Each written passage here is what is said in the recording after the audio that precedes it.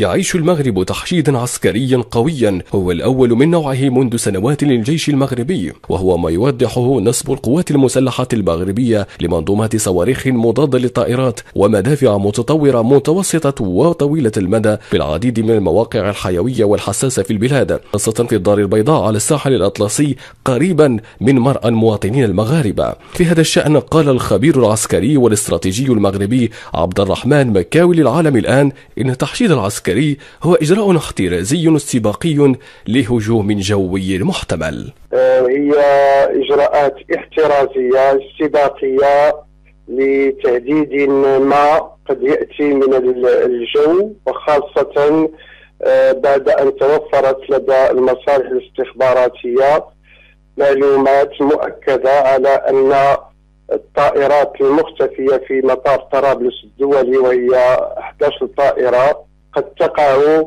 في أيدي أنصار الشريعة وحلفائها. وأضاف الخبير العسكري أن ما نشر من صواريخ ومضادات للطائرات دليل على أن خطرا بات وشيكا على المغرب.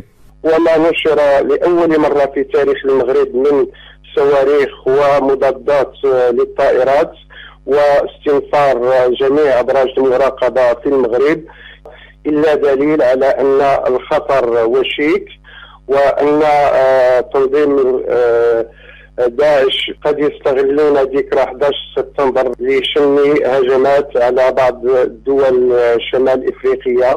وكان مشهد نصب أسلحة وقوات عسكرية في الدار البيضاء قد استأثر المغاربة الذين شاركوا شريط فيديو على موقع التواصل الاجتماعي يظهر شكل ونوع العتاد، معبرين في الآن عن تساؤلهم وتخوفهم وسط تكتم وصمت رسمي في بلاد منذ نشر هذه القوات قبل أسبوع. للعالم الآن عبد العالي الزهار، الرباط.